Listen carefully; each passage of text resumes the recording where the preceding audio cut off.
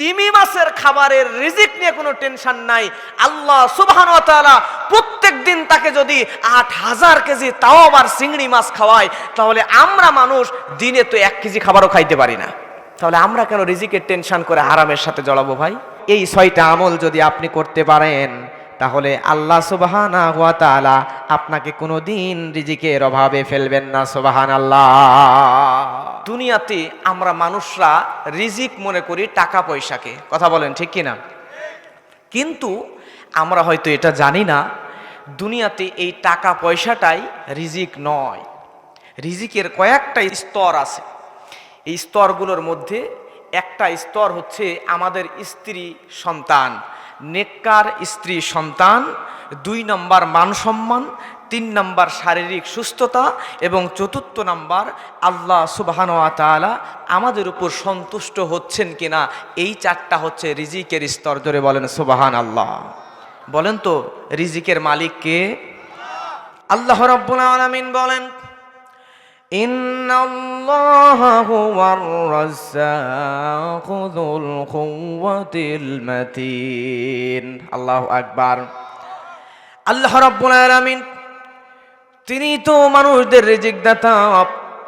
আল্লাহ রাব্বুল আলামিন যেহেতু মানুষদের রিজিক দিয়ে দেন, এজন্য রিজিক নিয়ে যদি কোনো মানুষ চিন্তা করে, টেনশন করে, সেই মানুষের চাইতে বোকা মানুষ আর দুনিয়াতে নাই, ঠিক কিনা? রিজিক দাতা কে?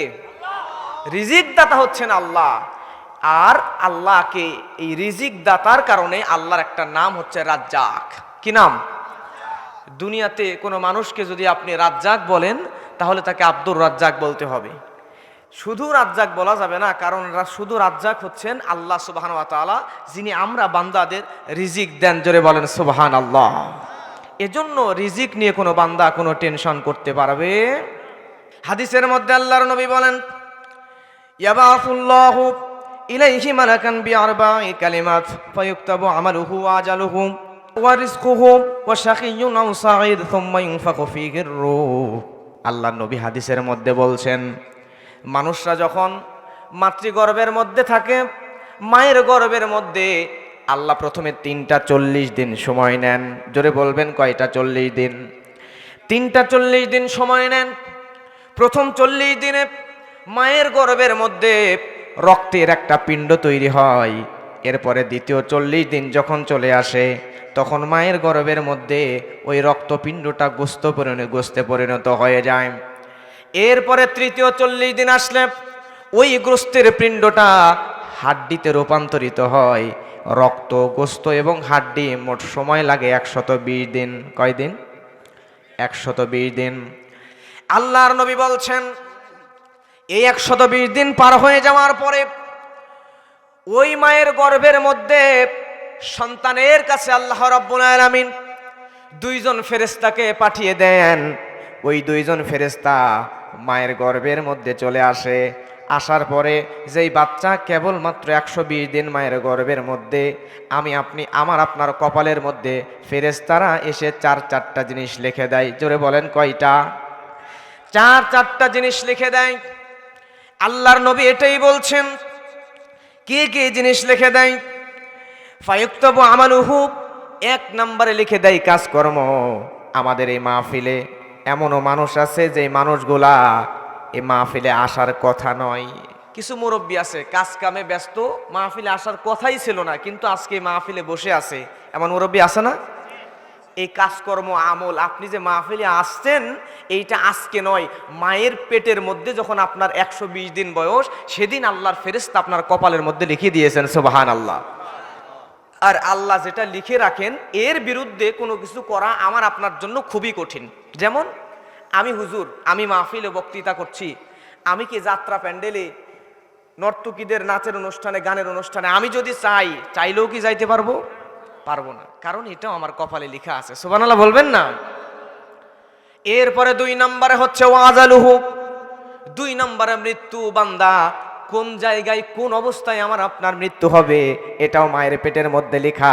এজন্য আমরা দুনিয়াতে নাম যশ খ্যাতির কারণে মৃত্যুর ভয়ে জালেম শাসকের সামনে যদি দাঁড়াইতে ভয় করি, কোরআনের রাজ কায়েম করার জন্য যদি জীবন দিতে ভয় করি, তাহলে বুঝতে হবে আপনার ঈমান দুর্বল। কারণ আপনার মৃত্যু জন্মের আগে পেটের মধ্যেই লেখা আছে কোথায় কিভাবে হবে।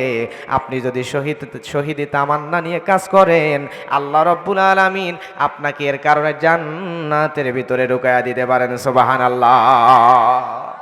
মৃত্যু তো লেখা আছে, আপনি মৃত্যু নিয়ে কেন ভয় করেন? আপনি সব সময় সত্যের পক্ষে থাকবেন, দ্বীনের পক্ষে থাকবেন, ইসলামের পক্ষে থাকবেন, কোরআনের পক্ষে থাকবেন। মৃত্যু যদি লেখা থাকে ওইভাবেই হবে, আর যদি এভাবে মৃত্যু না লেখা থাকে, যেভাবে লেখা আছে সেভাবেই হবে। আল্লাহ যেভাবে চান সেভাবেই মৃত্যু হবে। দুনিয়ার সব মানুষ যদি চায় আপনাকে হত্যা করবে, আর আমার আল্লাহ যদি চায় আমার বান্দাকে আমি বাঁচিয়ে রাখবো, দুনিয়ার সব মানুষ মিলে আপনার একটা পশমও বাঁকা করতে পারবে না। কথা বলেন ঠিক কিনা?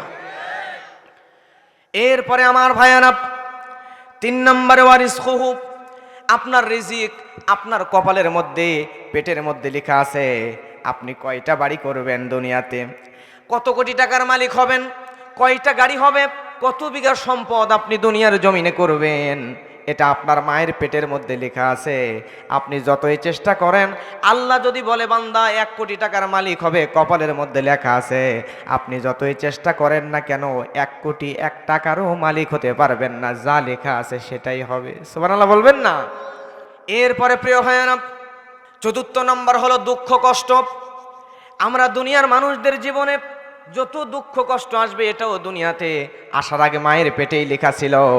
এজন্য হতাশ হওয়ার কিছু নাই, নিরাশ হওয়ার কিছু নাই, ধৈর্য ধরে এগিয়ে চলতে হবে। আল্লাহ চাহে তো দুনিয়াতে যত দুঃখ কষ্ট দিবেন আপনাকে, তত তাড়াতাড়ি জান্নাতের পথ দেখায়া দিবেন। সুবহানাল্লাহ। আল্লাহ সুবহানাহু ওয়া তাআলা রিজিক আপনাকে লিখে দিয়েছেন।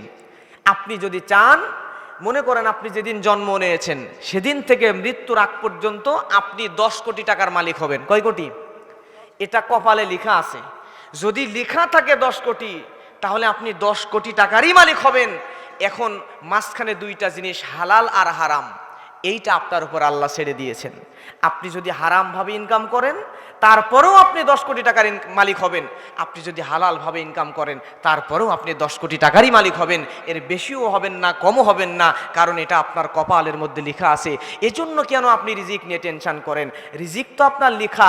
আপনি কেন সুদে টাকা কাটাবেন? কেন আপনি ঘুষ খাবেন? কেন আপনি 2 নাম্বারি করে জুলুম করে মানুষের ওপর জুলুম করে টাকা উপার্জন করবেন? এই টাকা যদি আপনি অন্যায়ভাবে উপার্জন করেন, তবুও যেই টাকার মালিক আপনি হবেন, আপনি হালালভাবে উপার্জন করলেও একইভাবেই আপনি একই পরিমাণ সম্পদের মালিক হবেন। অতএব হারাম দিকে যাওয়া যাবে, এইটা আপনি জন্মের আগেই আপনার মাতৃগর্ভের মধ্যে, আপনার কপালের মধ্যে ফেরেশতারা লিখে দিয়েছেন। আর একবার বলেন সুবহানাল্লাহ। ছোট্ট একটা ঘটনা বলছি প্রিয় ভাইয়েরা, তাহলে পুরো বিষয়টা ক্লিয়ার হয়ে যাবে। আল্লাহর নবীর জামাই, প্রিয় নবীজির প্রিয় সাহাবী হযরতে আলী রাদিয়াল্লাহু তাআলা আনহু, এই সাহাবী হযরতে আলী, তিনি একদিন কোনো এক সফরে বের হয়েছেন ঘোড়ার পিঠে করে। এই সফরে বের হয়ে হাঁটতে হাঁটতে হাঁটতে হাঁটতে ঘোড়া নিয়া নামাজের জন্য হাঁটতেছেন, কোনো এক মসজিদে নামাজ পড়বেন। এমন সময় ঘোড়াটাকে ছেড়ে দিয়ে রাখা যাবে না, নামাজে মসজিদের মধ্যে ঢুকবেন। ঢোকার আগে সামনে একজন পথিককে দেখতে পেলেন।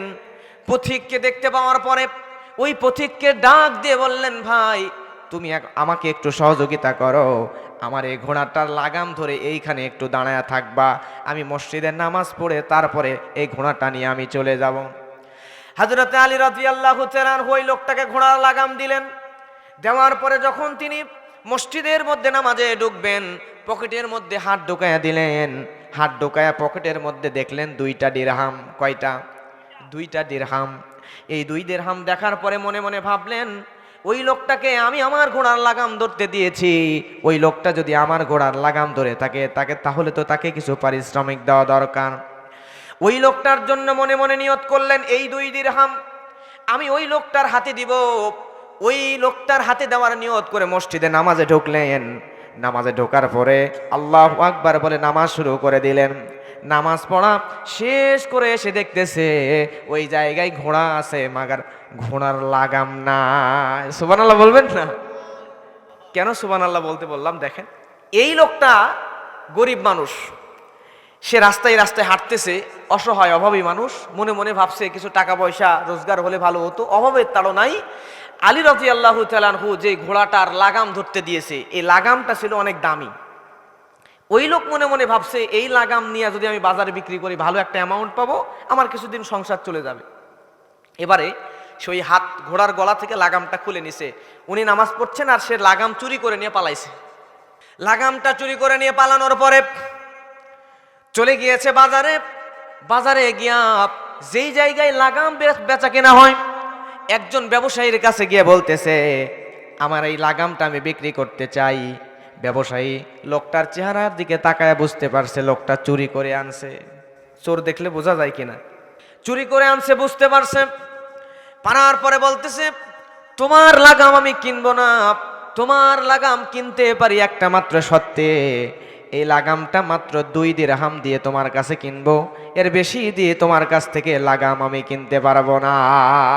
কয় দিরহাম? 2 দিরহাম দিব, এর বেশি দিয়া তোমার কাছ থেকে আমি লাগামটা কিনতে পারবো না। এখন লোকটা চুরি করে আনছে, লাগামের দাম ধরে নেন 100 দিরহাম, কিন্তু দিতে চাইছে কত?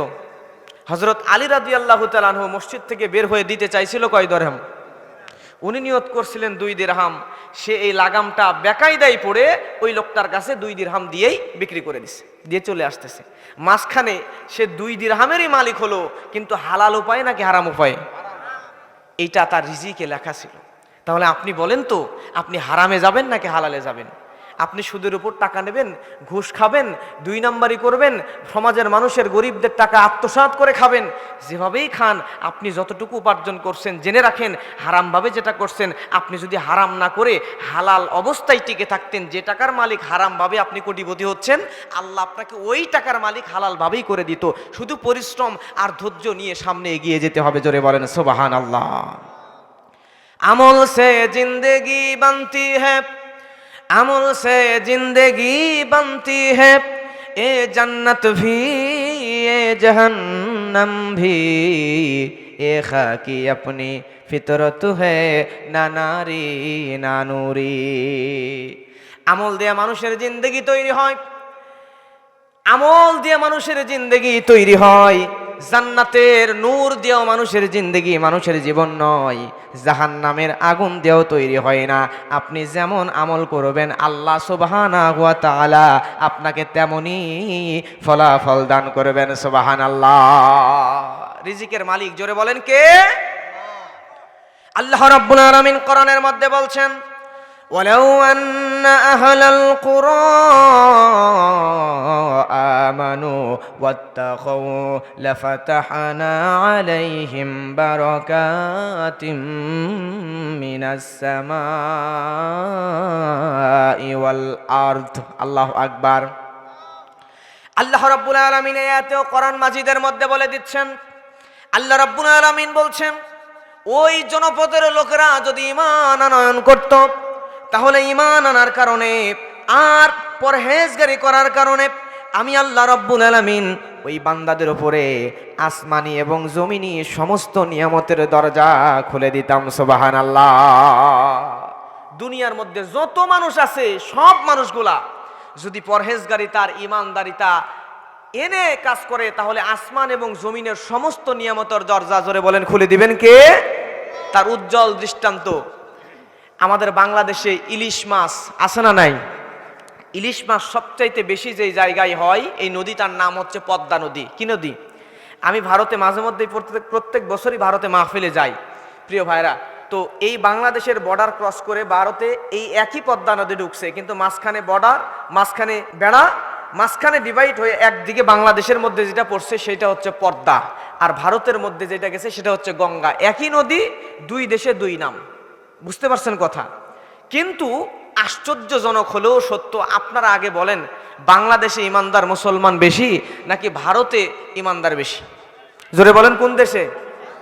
আল্লাহ বলছেন যারা ঈমান এবং পরহেজগারিতার সাথে থাকবে তাদেরকে আল্লাহ সুবহানাহু ওয়া তাআলা এত বেশি আসমান এবং জমিনের নিয়ামত এর দ্বার খুলে দিবেন। তার উজ্জ্বল নমুনা দৃষ্টান্ত হচ্ছে এইটাই। বাংলাদেশে এই পদ্মা নদীতে সবচাইতে বেশি ইলিশ পাওয়া যায়, কিন্তু ভারতের গঙ্গা নদীতে ইলিশ খুব একটা খুঁজে পাওয়া যায় যদিও দুই একটা পাওয়া যায়, স্বাদ হয় না। এজন্য ভারতের নাগরিকরা বাংলাদেশের ইলিশের প্রতি তাদের খুব টান। প্রিয় ভাইরা, আর বাংলাদেশের ইলিশ মাছ আপনারা হয়তো জানেন, এক বাসায় যদি ইলিশ রান্না করে আশেপাশের 2-3 বাড়ি পর্যন্ত ইলিশ রান্নার ঘ্রাণ চলে যায়। সুবহানাল্লাহ বলবেন না? আমার প্রিয় ভাইরা লক্ষ্য করেন, শুধু তাই নয়, আস্তে আস্তে জনসংখ্যা বাড়তেছে, কিন্তু ঈমান যদি মানুষের মধ্যে থাকে তাহলে মানুষদের রিজিক বাড়ায় দিবেন কে?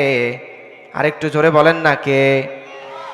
আমার দেশে আজ থেকে 50-55 বছর আগে মাত্র বাংলাদেশে মানুষ ছিল 7 থেকে 7.5 কোটি, কিন্তু আজকে 2024 সালে বাংলাদেশের মানুষ কয় কোটি? 20 কোটি মানুষ হয়ে গিয়েছে। কিন্তু আমার বাংলাদেশে মানুষ বেড়ে গেছে ঠিক, কিন্তু খাবারের কি অভাব হয়ে গেছে?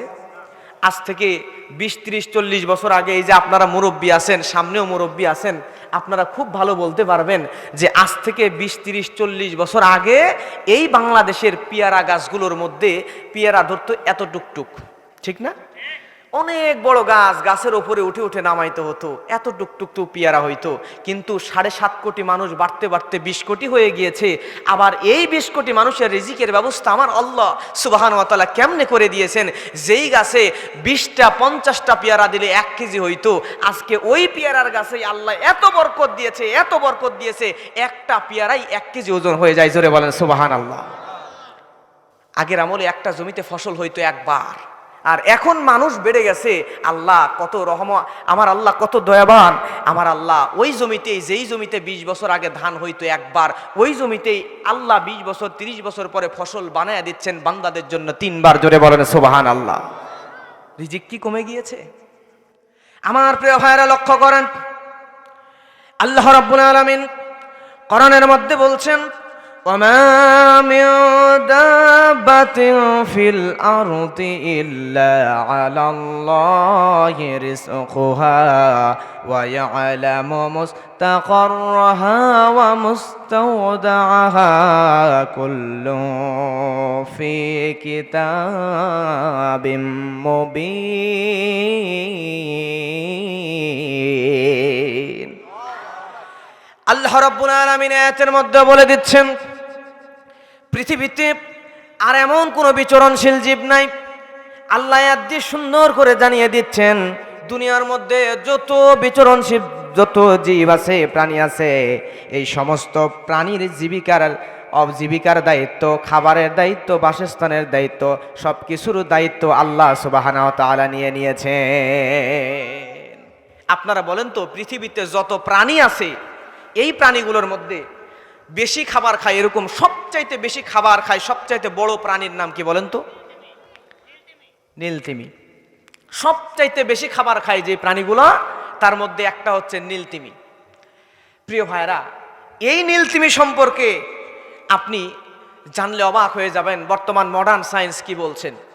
এই নীলতিমি এমন এক প্রাণী, যেই প্রাণীকে সরাসরি মাছ বলে না। কেন মাছ বলে না জানেন?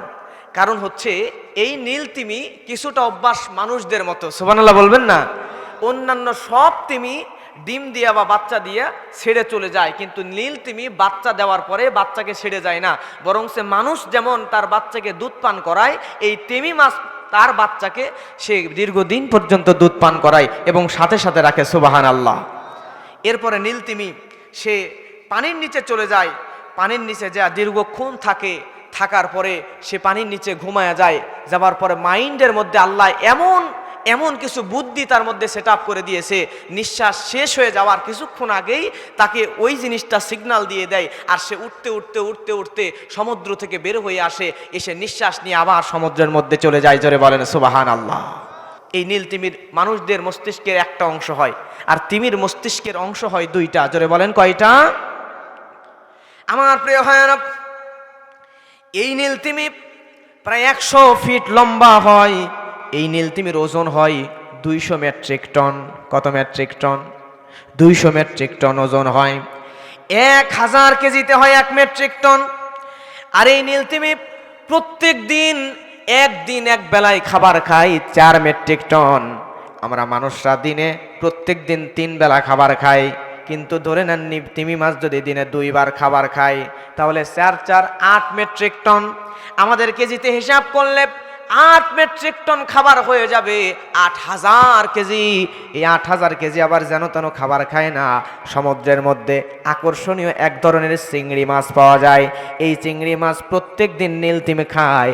1 কেজি 2 কেজি নয়, দিনে একটা তিমি মাছ 8000 কেজি চিংড়ি মাছ খায়। তাহলে চিন্তা করেন, একটা তিমি মাছের 8000 কেজি চিংড়ি মাছ দৈনিক যদি তিমি মাছের জন্য খাদ্যের তালিকায় আল্লাহ রেখে দেয়, তাহলে আমরা মানুষরা 1000 কেজি খাবার খাইতে তো 10,000 বছর লাগাবো। কথা বলেন ঠিক কিনা? তাহলে ওই তিমি মাছের খাবারের রিজিক নিয়ে কোনো টেনশন নাই। আল্লাহ সুবহানাহু ওয়া তাআলা প্রত্যেক দিন তাকে যদি 8000 কেজি তাও আবার চিংড়ি মাছ খাওয়ায়, তাহলে আমরা মানুষ দিনে তো 1 কেজি খাবারও খাইতে পারি না। তাহলে আমরা কেন রিজিকের টেনশন করে হারামের সাথে জড়াবো ভাই? আমাদের কি পরকালে চিন্তা করার দরকার আছে না নাই? আজকে আমরা দুনিয়ার পাগল হয়ে গিয়েছি, পরকাল নিয়ে চিন্তা করি না। কবরের মধ্যে যেতে হবে এই চিন্তা আমাদের অন্তরের মধ্যে নাই। আজকে দুনিয়াতে আমরা এত পাগল হয়ে গিয়েছি, পরকালের চিন্তা, মৃত্যুর চিন্তা অন্তর থেকে বের করে দিয়েছি, আর রিজিকের পিছনে দৌড়াইতে দৌড়াইতে পাগল হয়ে গিয়েছি। কিন্তু আপনি জানেন না, আল্লাহ যদি নীল তিমির রিজিকের ব্যবস্থা করতে পারে, তাহলে আপনার রিজিকের কিঞ্চিত পরিমাণও টেনশন করার কোনো দরকার নাই। আপনার রিজিকের বাজেট আল্লাহ আপনার জন্মের আগেই মায়ের গর্ভের মধ্যে করে দিয়েছেন। আপনি জন্ম নিয়েছেন, দুনিয়াতে এসেছেন, যতদিন বাঁচবেন রিজিকের দায়িত্ব সম্পূর্ণ আল্লাহর। আপনি শুধু হালালভাবে উপার্জন করেন, আর আপনার ইবাদত আল্লাহ যে কারণে পাঠিয়েছেন, ওমা খলাকতুল জিন্না ওয়াল ইনসা ইল্লা লিয়াবুদুন, আপনি এইটার পেছনে দৌড়ান। বিশ্বাস করেন আল্লাহ সুবহানাহু ওয়া তাআলা তার ইবাদতে সন্তুষ্ট হলে দুনিয়াতে তো রিজিক আছেই, মৃত্যুর পরে জান্নাতের নিয়ামত আপনাকে দান করবেন। সুবহানাল্লাহ। আমার প্রিয় ভাইরা লক্ষ্য করেন, এই রিজিকটা কেমনে বন্টন হয়। আল্লাহর নবী আরেকটা হাদিসের মধ্যে বলছেন, ইন্নার রিজকা লা ইয়াতলুগুল আবদ, নিশ্চয়ই রিজিক মানুষদেরকে খুঁজে বেড়ায়। আমার আপনার জন্য আল্লাহ সুবহানাহু ওয়া তাআলা যে রিজিকের বাজেট করে দিয়েছেন, এই রিজিকটা আমাদেরকে খুঁজে বেড়াচ্ছে। সুবহানাল্লাহ বলবেন না? বাংলাদেশে আপেল এবং মালটা সবচাইতে মিষ্টি যেগুলো, এগুলো কিন্তু খুব একটা পাওয়া যায় না। কথা বলেন ঠিক কিনা?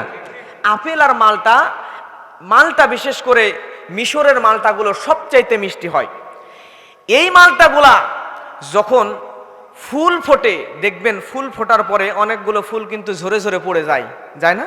আর কিছু ফুল আছে যেগুলো গাছের সাথে লেগে থাকে। আমার প্রিয় ভাইয়েরা, ওই গাছের মধ্যে মালটার একটা ফুল ফুটেছে, ওই ফুলগুলার মধ্যে থেকে একটা ফুলের মধ্যে আপনাদের এই চান্দলাই খড়িবোনা এলাকার একজনের নাম ওই মালটার গাছের ওই ফুলের মধ্যে আল্লাহ লিখে দিয়েছেন। সুবহানাল্লাহ বলেন।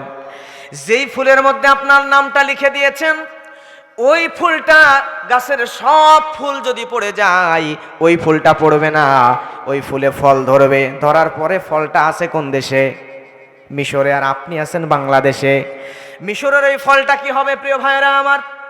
ওই ফলটা আস্তে আস্তে বড় হবে, হওয়ার পরে ওই ফলটা মিশরের বাজারে উঠবে, সেখান থেকে চট্টগ্রামের বন্দরে আসবে, আসার পরে তারা কিনে ঢাকায় নিয়ে আসবে, ঢাকা থেকে রাজশাহীতে নিয়ে আসবে, রাজশাহী থেকে আপনাদের চান্দলাই বাজারের মধ্যে নিয়ে আসবে। আসার পরে ওই জায়গাও অনেক মানুষ আসবে ফল কেনার জন্য। আসার পরে ওই জায়গায় যতগুলো মালটা আছে, যতগুলো আপেল আছে, ওই মালটার মধ্যে সব মালটা উল্টায়া পাল্টায়া দেখবে, যেটার মধ্যে আপনার নাম লেখা আছে ওই মালটাটাও ব্যাগের মধ্যে ভরে নেবে। নেওয়ার পরে আবার বের করে দেখবে, না এটা নিব না, রেখে দিবে। শেষ পর্যন্ত ওই মালটা আপনি কিনতে যায় আপনার রিজিকেই চলে আসবে। জোরে বলেন সুবহানাল্লাহ। রিজিক আপনাকে খোঁজা লাগবে না, রিজিক নিজেই আপনাকেই খুঁজে নিবে। জোরে বলেন না সুবহানাল্লাহ। কিছুদিন আগে ময়মনসিংহের মধ্যে একটা অ্যাক্সিডেন্ট হয়েছিল, ভয়ানক একটা অ্যাক্সিডেন্ট হয়েছিল। যে অ্যাক্সিডেন্টের কারণে একজন গর্ভবতী নারী, তার পেটটা ফেটে গেছে, ফেটে তার পেট থেকে সন্তানটা বের হয়ে ছিটকে আর এক জায়গায় যায় পড়ে গেছে। এই সন্তান কি বেঁচে থাকার কথা? মা মরে গেছে, সব মরে গেছে, কিন্তু ওই বাচ্চা ওই জায়গায় ইন্তেকাল করে নাই। জোরে বলেন সুবহানাল্লাহ। তার কারণ কি জানেন? তার কারণ তখন ওই বাচ্চার রিজিক শেষ হয়ে যায় নাই, দুনিয়াতে তার কিছু রিজিক অবশিষ্ট ছিল, যার কারণে আল্লাহ এত বড় ভয়ানক অ্যাক্সিডেন্ট থেকেও তাকে বাঁচিয়ে দিয়েছে, এত বড় দুর্ঘটনা থেকেও ওই বাচ্চাকে হেফাজত করে দিয়েছে। জোরে বলেন সুবহানাল্লাহ। আমার প্রিয় ভাইয়েরা, আল্লাহর নবী মুহাম্মদ রাসূলুল্লাহ সাল্লাল্লাহু আলাইহি ওয়াসাল্লাম বলেন, রিজিক পৌঁছে দেওয়ার দায়িত্ব হচ্ছে আল্লাহর ফেরেশতা মিকাইল আলাইহিস সালামের। মানুষ যখন মৃত্যুবরণ করবে, মৃত্যুর কিছু সময় আগে মিকাইল আলাইহিস সালাম ওই মানুষের কাছে চলে আসে, আপনার কাছে আসে হযরতে মিকাইল। আসার পরে আপনার সামনে বলতে থাকে, বান্দা, দুনিয়ার এই পার থেকে ওই পার পর্যন্ত সব জায়গায় তোমার রিজিক আমি তন্ন তন্ন করে খুঁজেছি, দুনিয়ার মধ্যে আর একটা দানাও তোমার জন্য অবশিষ্ট নাই।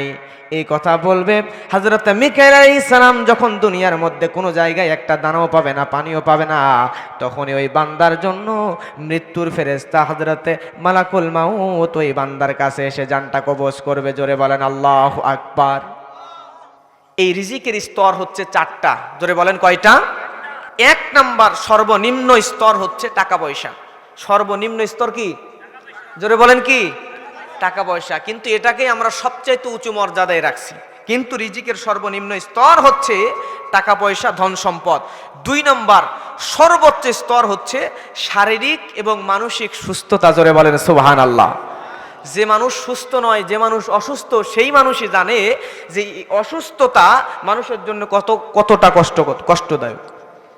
এরপরে তিন নাম্বার রিজিকের সর্বোত্তম স্তর হচ্ছে নেককার স্ত্রী, নেককার সন্তান। সুবহানাল্লাহ বলবেন না? এই সমাজের মধ্যে যেই মানুষগুলার স্ত্রী এবং সন্তান নেককার হয়, ওই মানুষগুলার চাইতে সুখী মানুষ, ভালো মানুষ আল্লাহর আসমানের নিচে জমিনের উপরের একটাও নেই। কথা বলেন ঠিক কিনা? আর স্ত্রী সন্তান যদি বেঈদিন হয়, স্ত্রী সন্তান যদি ভালো স্ত্রী, ভালো সন্তান, নেককার স্ত্রী, নেককার সন্তান না হয়, তাহলে ওই মানুষের 1000 কোটি টাকা থাকতে পারে, কিন্তু ওই মানুষের চাইতে অসহায় আল্লাহর আসমানের নিচে জমিনের উপরে আর একটাও নাই। কথা বলেন ঠিক কিনা? প্রিয় ভাইরা, এরপরে রিজিকের 4 নাম্বার পরিপূর্ণ স্তর হচ্ছে আল্লাহ সুবহানাহু ওয়া তাআলার সন্তুষ্টি অর্জন। কার সন্তুষ্টি অর্জন? এখানে আমরা বসে আছি কার সন্তুষ্টি অর্জনের জন্য? আমার ভাইয়েরা লক্ষ্য করেন, এবার আপনাদেরকে 6টা এমন আমল শিখিয়ে দিব। এই 6টা আমল যদি আপনি করতে পারেন, তাহলে আল্লাহ সুবহানাহু ওয়া তাআলা আপনাকে কোনোদিন রিজিকের অভাবে ফেলবেন না। সুবহানাল্লাহ।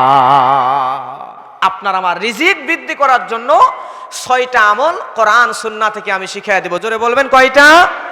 আরো জোরে সবাই জবান খুলে বলেন কয়টা? 6টা আমল করতে পারলে আপনার রিজিক বৃদ্ধি পাবে। 1 নাম্বার তাকওয়া এবং তাওয়াক্কুল। 1 নাম্বার কি? তাকওয়া এবং তাওয়াক্কুল। আল্লাহ রাব্বুল আলামিন কোরআনের মধ্যে বলছেন, ওয়ায়ারযুকুহু মিন হাইথু লা ইয়াহতাসিব ওয়া মান ইয়াতাওয়াক্কাল আলাল্লাহি ফাহুয়া হাসবুহু ইন্নাল্লাহা বালিগু আমরিহি ক্বাদ জাআলাল্লাহু লিকুল্লি শাইইন কদরা। আল্লাহু আকবার।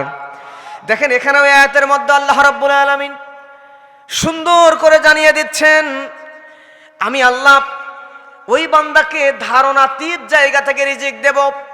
তার মানে হলো আপনি ধারণাও করতে পারেন নাই, আপনাকে আল্লাহ সুবহানাহু ওয়া তাআলা এমন জায়গা থেকে রিজিক দিয়ে দিবেন, যেই জায়গা থেকে রিজিক আসবে আপনি কোনোদিন কল্পনায়ও এইটা আনতে পারেন নাই। জোরে বলেন সুবহানাল্লাহ। এমন জায়গা থেকে রিজিক দেবেন আপনি ধারণাও করতে পারেন না, এই জায়গা থেকে রিজিক আসতে পারে। এই আয়াতের ব্যাখ্যা করতে গিয়ে মুফাসসিরগণ বলছেন, একটা ঘটনা উল্লেখ করেছেন। বিখ্যাত আল্লাহর একজন বান্দা, বুজুর্গ একজন ব্যক্তির নাম তার জুন্নুন মিসরি রহমাতুল্লাহ আলাইহি। এই জুন্নুন মিসরি নামক ব্যক্তিটা আল্লাহর খাস একজন বান্দা ছিল, অনেক ইবাদত গুজার বান্দা ছিল। উনি একদিন একটা সফরে বের হয়েছেন। সফরে বের হওয়ার পরে তিনি তার সঙ্গে খাবারের জন্য একটা রুটি সঙ্গে করে নিয়েছেন। নেওয়ার পরে এই রুটিটা নিয়ে তিনি একটা জায়গায় বসলেন আহার করার জন্য। রুটিটাকে 2 ভাগ করলেন। কয় ভাগ? 2 ভাগ করলেন। 2 ভাগ করার পরে এই রুটিটার অর্ধেকটা খেলেন, আর অর্ধেকটা পরে খাওয়ার জন্য রেখে দিলেন। এমন সময়ে ওই রুটিটা তিনি লক্ষ্য করে দেখলেন কই থেকে যেন একটা কাক আসলো। আসার পরে ওই রুটিটা সবল দিয়া ঠোঁট দিয়া তুলে নিয়া দূরে চলে গেল। ইনি রাগ হয়ে গেলেন, মনে মনে ভাবলেন আহারে আমার রুটিটা কেন কাক নিয়ে চলে গেল। কাকের পিছু নিলেন রাগের চোটে, কাকের পিছু নিলেন, নিয়ে পিছু নিয়ে সামনে যাইতে যাইতে দেখতেছে সামনে একটা গাছের উপরে ওই কাকটা বসলো। কিন্তু আশ্চর্যের বিষয় হলো এটা, ওই কাক যেই রুটির অর্ধেক টুকরা নিয়ে এসেছিল, এই রুটির অর্ধেক টুকরা কাক খাইতেছে না, বরঞ্চ ওই কাক রুটির অর্ধেক টুকরা থেকে পা দিয়ে ঠোঁট দিয়া চিড়ে চিড়ে চিড়ে চিড়ে খুলে খুলে ছিঁড়ে ছিঁড়ে নিচের দিকে ফালায়া দিচ্ছে। জুন্নুন মিসরি আস্তে আস্তে সামনে আগালেন। আহারে কাক রুটি নিয়ে আসলো কিন্তু খাই না কেন? তিনি যখন সামনে আগালেন, আগানোর পরে দেখতে পেলেন অদৃশ্যের মতো একটা গুহা, যেটা ভালো করে দূর থেকে দেখা যায় না। ওই গুহার মধ্যে গাছের ওপর থেকে কাক রুটিটা ছিঁড়ে ছিঁড়ে ওই গুহার মধ্যে ফালায়া দিচ্ছে। আর ওই গর্তের ভিতরে জুন্নুন মিসরি তাকায়া দেখতেছে ওই গর্তের মধ্যে একজন যুবক লোক অসহায় অনাহার একদম দুর্বল অসুস্থ হয়ে ওই গর্তের মধ্যে পড়ে আছে। আর কাক রুটিটা ছিঁড়ে ছিঁড়ে ওই যুবকের পাশে ফালায়া দেয়, আর ওই যুবক ওই জায়গা থেকে রুটিটা তুলে তুলে খায়। সুবহানাল্লাহ। এইবারের জুন্নুন মিসরি তিনি এবার এলাকার মধ্যে একটু খোঁজাখুঁজি করে কিছু মানুষকে সঙ্গে করে নিয়ে আসলেন। আসার পরে লম্বা একটা রশি গর্তের মধ্যে ফালাইয়া দিলেন। এত নিচু গর্ত যে এই জায়গায় যদি কেউ পড়ে যায় সহজে ওই জায়গা থেকে উঠতে পারবে না। ওই গর্তের মধ্যে থেকে ওই রুটি খাওয়া ওই ব্যক্তিকে রশি দিয়া এলাকার লোকজনের সহযোগিতা নিয়ে টেনে টেনে বের করলেন। করার পরে তাকে জিজ্ঞাসা করলেন ঘটনাটা কি? যুবক বলতেছে, মুহতারাম, আমি এই রাস্তা দিয়ে হেঁটে হেঁটে যাচ্ছিলাম, এমন সময় আমি বুঝতে পারি নাই আজকে কয়েকদিন হলো, 2-3-4 দিন হলো আমি পা হড়কায়া দেখতে পাই না এই গর্তের মধ্যে পড়ে গেছি। গর্তের মধ্যে পড়ার পরে 2-3 দিন ধরে খাবার খাই নাই। আমি আল্লাহর কাছে দোয়া করতেছিলাম, কারণ আল্লাহ তো রিজিকের মালিক। জোরে বলেন না, রিজিকের মালিক কে? আল্লাহর কাছে আমি রিজিক চাইতেছিলাম, আল্লাহর কাছে দোয়া করতেছিলাম, আর হঠাৎ করে দেখি কই থেকে যেন রুটির টুকরাগুলো আমার সামনে পড়ে, এগুলো খেয়ে আমার শরীরের মধ্যে একটু শক্তি আসছে। সুবহানাল্লাহ। আপনি কল্পনাও করতে পারবেন না আল্লাহ আপনাকে কোত্থেকে রিজিক দিচ্ছেন। 2 নাম্বার রিজিক বৃদ্ধির আমল। 2 নাম্বার, কয় নাম্বার? বেশি বেশি ইস্তেগফার পড়বেন। বেশি বেশি কি পড়বেন? আস্তাগফিরুল্লাহ। হাদিস, সহিহ হাদিস অনুযায়ী এইটাই সবচাইতে বিশুদ্ধ মত ইস্তেগফার করার। আপনি বেশি বেশি পড়বেন আস্তাগফিরুল্লাহ। সবাই একটু পড়েন না, সবাই পড়েন আস্তাগফিরুল্লাহ। সবাই বলেন আস্তাগফিরুল্লাহ। প্রিয় ভাইরা, এই আস্তাগফিরুল্লাহ এটা বেশি বেশি পড়বেন। কারণ হলো প্রিয় ভাইরা, আল্লাহ রাব্বুল আলামিন কোরআনের মধ্যে বলছেন বেশি বেশি বেশি বেশি ইস্তেগফার পড়লে কি হয়? আল্লাহ বলেন, فَقُلْتُ اسْتَغْفِرُوا رَبَّكُمْ إِنَّهُ كَانَ غَفَّارًا। আল্লাহু আকবার। তোমরা যদি ইস্তেগফার বেশি বেশি পাঠ করো তাহলে আমি আল্লাহ রাব্বুল আলামিন 1 নম্বরে তোমরা বান্দার যত গুনাহ আছে এই সমস্ত গুনাহগুলো আমি আল্লাহ ক্ষমা করে দিব।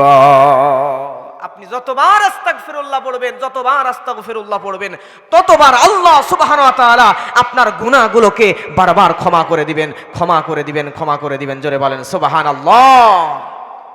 আল্লাহ রাব্বুল আলামিন আয়াতের পরের অংশে বলেন, ইউরসিলিস সামাআ আলাইকুম মিদরারা। সুবহানাল্লাহ বলবেন না? যদি কোনো জনপদের বান্দা, যদি কোনো এলাকার বান্দা, আমার কোনো বান্দা বেশি বেশি ইস্তেগফার পড়ে, তাহলে ওই জনপদের মধ্যে আমি আল্লাহ সুবহানাহু ওয়া তাআলা অসাধারণ রহমতের বৃষ্টি দান করব। জোরে বলেন না সুবহানাল্লাহ। আর রহমতের বৃষ্টি আল্লাহ তখন দেন যখন আল্লাহ সুবহানাহু ওয়া তাআলা ওই বান্দাদের উপর খুশি হয়ে যান, সন্তুষ্ট হয়ে যান। জোরে চিৎকার দিয়ে বলেন সুবহানাল্লাহ। আল্লাহ রাব্বুল আলামিন বলছেন, ওয়ায়ুমদিদকুম বিআমওয়ালিন ওয়া বানিনা ওয়া ইয়াজআল লাকুম জান্নাতিন ওয়া ইয়াজআল লাকুম আনহারা।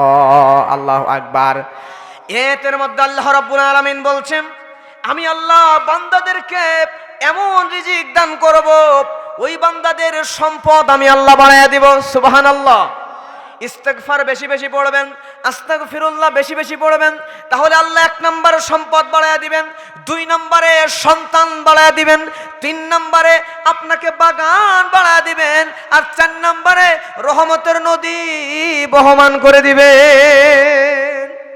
এই 4টা রিজিক আপনাকে আল্লাহ দিয়ে দিবেন। যত ইস্তেগফার পড়বেন আল্লাহ সুবহানাহু ওয়া তাআলা আপনাকে তত দিবেন। জোরে বলেন সুবহানাল্লাহ। এরপরে আল্লাহর নবী বলেন, মান লাজিমাল ইস্তিগফার জাআলাল্লাহু লাহু মিন কুল্লি রিজিকিন মাখরাজা ওয়া মিন কুল্লি হাম্মিন ফারাজা ওয়া রাযাকা মিন হাইথু লা ইয়াহতাসিব। আল্লাহু আকবার বলেন। কেউ যদি বেশি বেশি ইস্তেগফার পাঠ করে আল্লাহ রব্বুল আলামিন তাকে বিপদ থেকে মুক্ত করে দিবেন। ওই বান্দার জীবনে যত দুশ্চিন্তা আছে সব দুশ্চিন্তাগুলো দূর করে দিবেন। শুধু তাই নয়, ওই বান্দাকে এমন জায়গা থেকে আল্লাহ রিজিক দিয়ে দিবেন ওই বান্দা কল্পনায়ও আনতে পারে নাই। এই জায়গা থেকে আমার আল্লাহ আমাদেরকে রিজিক দিতে পারেন। সুবহানাল্লাহ। এরপরে 3 নম্বর রিজিক বৃদ্ধির আমল। কয় নম্বর? 3 নম্বর রিজিক বৃদ্ধির আমল। আল্লাহর নবী বলছেন, মান আরাদা ইয়াফসাতা লাহু ফি রিজকিহি আও ইউনসা লাহু ফি আসরিহি ফালইয়াসিল রহিমাহু। আল্লাহর নবী হাদিসের মধ্যে বলছেন, যদি কোনো বান্দা রিজিক বৃদ্ধি করতে চায়, যদি কোনো বান্দা সম্পদ বাড়াইতে চায়, বান্দা যদি রিজিক বৃদ্ধি করতে চায়, হায়াত যদি বাড়াতে চায়, তাহলে ওই বান্দা যেন প্রতিবেশীর সঙ্গে ভালো ব্যবহার করে, ওই বান্দা যেন প্রতিবেশীর সঙ্গে এবং আত্মীয়দের সঙ্গে সম্পর্ক রক্ষা রাখে। জোরে বলেন সুবহানাল্লাহ। তাহলে আপনি যদি রিজিক বৃদ্ধি করতে চান তাহলে আত্মীয়র সাথে সম্পর্ক রাখতে হবে এবং প্রতিবেশীর সঙ্গে কি করতে হবে? ভালো ব্যবহার করতে হবে। কিন্তু দুঃখজনক হলেও এটা সত্য, আমাদের সমাজের অনেক মানুষ আছে বাইরের মানুষের কাছে অনেক ভালো, কিন্তু প্রতিবেশীকে এত পরিমাণ গালমন্দ করে ঝগড়া লাগার ওস্তাদ। আছে না? বাড়ির সামনে রাস্তা, তার জমি দিয়ে রাস্তার উপরে বেড়া দিয়ে দিছে পিছনের বাড়িওয়ালা যাতে বের হতে না পারে। আছে না নাই? এই সমস্ত কাজ করা যাবে না।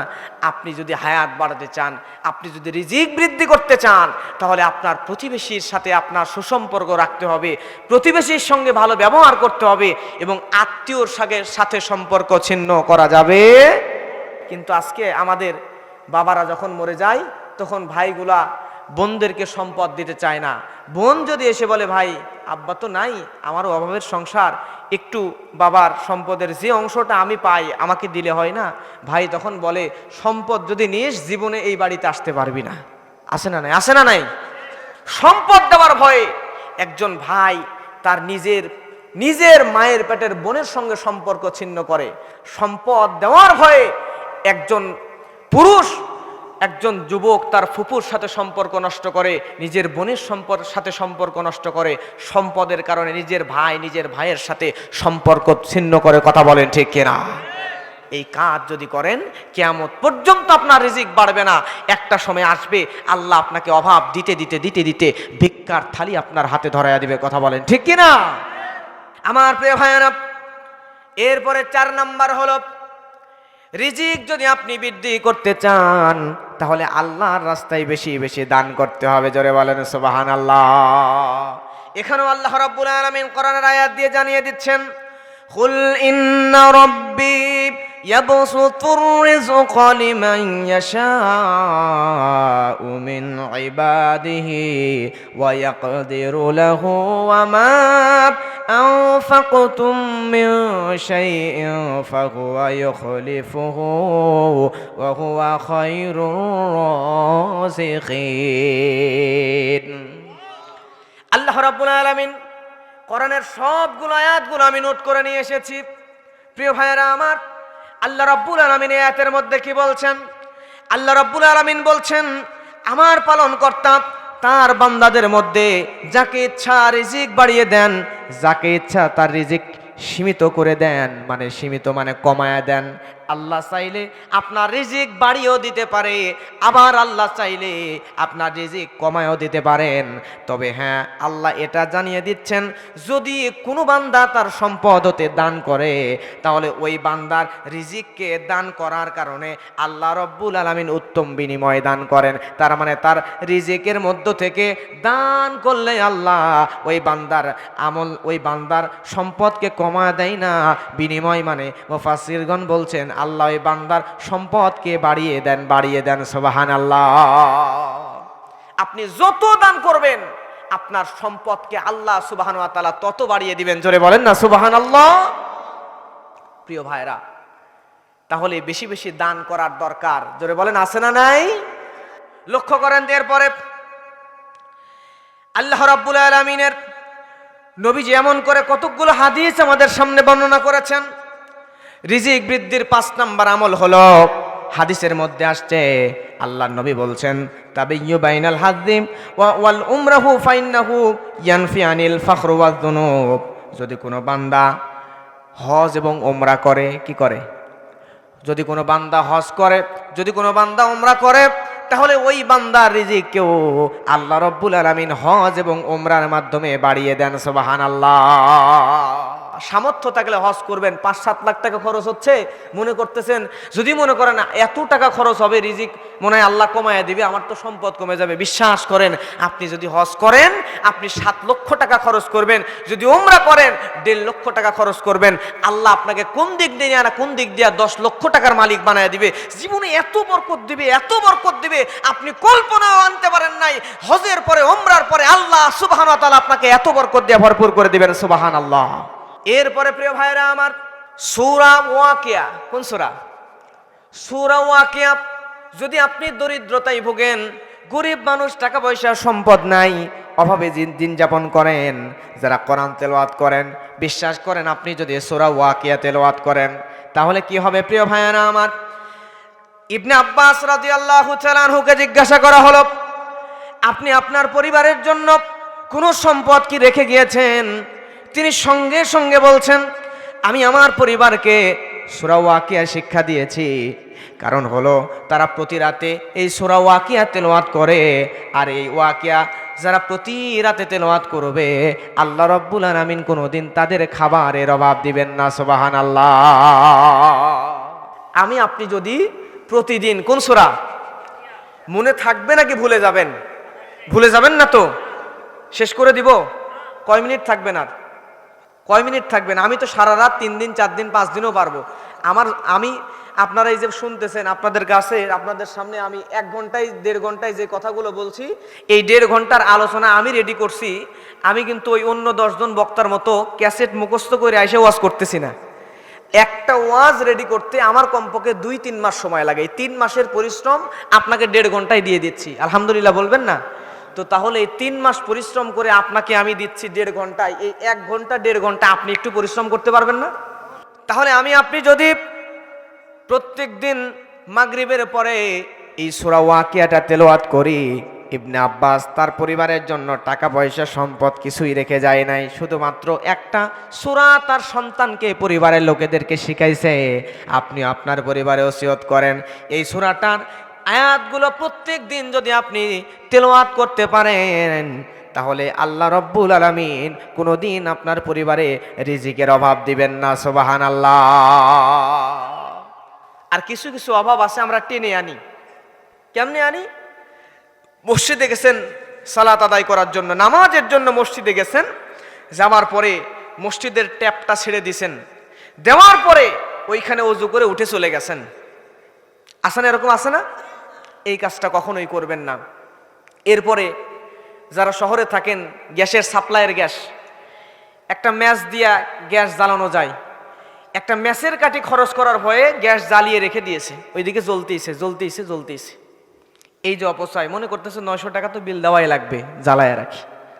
আমি নিজে দেখছি এমন ফ্যামিলি জ্বালায়া রাখছে। নাউজুবিল্লাহ বলবেন না? এতে টাকা বাঁচে না, বরং আল্লাহ অন্য দিক দিয়ে আপনার রিজিকের মধ্যে যে বরকত থাকে, এই বরকতটা আস্তে আস্তে উঠায় নেয়। প্রিয় ভাইরা, এর জন্য বিদ্যুতের অপচয় করবেন না। আছে না আমাদের সমাজে অনেক নবাবজাদা আমরা আছি, যে শীতের সময় কম্বল গায়ের উপর দিছে, লেপ গায়ের উপর দিছে, আবার ফ্যানটাও ঘোরাচ্ছে। আছে না? যুবকরা হাসতেছে, এদের এই অভ্যাস খুব বেশি। মানে ফ্যান দিয়া গায়ের উপরে লেপ দিয়া স্মার্টফোন লেপের মধ্যে নিয়ে টিপতেছে, খুব টিপতেছে। আছে না? আছে না? নাই? এই কাজটা যে করছেন প্রিয় ভাই, আপনি যেভাবে অপচয় করেন, এই অপচয়ের কারণে কিন্তু আল্লাহর দরবারে আপনাকে জবাবদিহি করা লাগবে। আর এই অপচয়ের কারণেও আপনার রিজিকের মধ্যে থেকে বরকত আল্লাহ উঠায় নেবেন। আল্লাহু আকবার বলেন। এজন্য কোনো অপচয়ের সাথে আমরা মানে কোনো অপচয় আমরা কোনোদিন কোন অবস্থাতে করব না ইনশাআল্লাহ। এরপরে প্রিয় ভাইয়েরা, আল্লাহর নবী বলেন, ইন্না আওলান নাস বিয়াউমাল কিয়ামা, যে ব্যক্তি আমি নবীর উপরে বেশি বেশি দরুদ পাঠ করবে, আল্লাহর নবী বলেন, যে ব্যক্তি আমি নবীর উপরে বেশি বেশি দরুদ পাঠ করবে, কিয়ামতের দিন আল্লাহ সুবহানাহু ওয়া তাআলা ওই ব্যক্তিদেরকে আমি নবীর সবচাইতে নিকটবর্তী করে দিবেন। সুবহানাল্লাহ। নবীর উপরে বেশি বেশি দরুদ পাঠ করার দরকার আছে না নাই? সব সময় আপনি দরুদ পাঠ করবেন সাল্লাল্লাহু আলাইহি ওয়াসাল্লাম। নবীজির নাম যখন শুনবো, মুহাম্মদ শুনলেই সাল্লাল্লাহু আলাইহি ওয়াসাল্লাম। যত পারেন নবীজির নাম শুনলে আপনি দরুদটা পাঠ করবেন। সকাল বিকাল সময় পাইলেই, সকালে 10 বার, বিকালে 10 বার পাইলেই নামাজের দরুদটা, দরুদ ইব্রাহিম মুখস্থ আছে তো সবার, আমরা যেটাকে দরুদ ইব্রাহিম বলি, নামাজের দোয়া সবার মুখস্থ আছে, এইটা আমরা বেশি বেশি বেশি বেশি তেলাওয়াত করব, বেশি বেশি এই দরুদটা পাঠ করব ইনশাআল্লাহ। কারণ হচ্ছে প্রিয় ভাইরা, দরুদ পাঠ করলে কিয়ামতে আমাদের নিকটবর্তী করে দিবেন আল্লাহর নবীকে। জোরে বলেন কে? আল্লাহ। আর নবী যদি নিকটবর্তী না হয়, নবীজি যদি আমাদেরকে শাফায়াত না করে, তাহলে জান্নাতে যাওয়ার কোনো উপায়। নবীজির আগে পরে কি কোনো গুনাহ ছিল?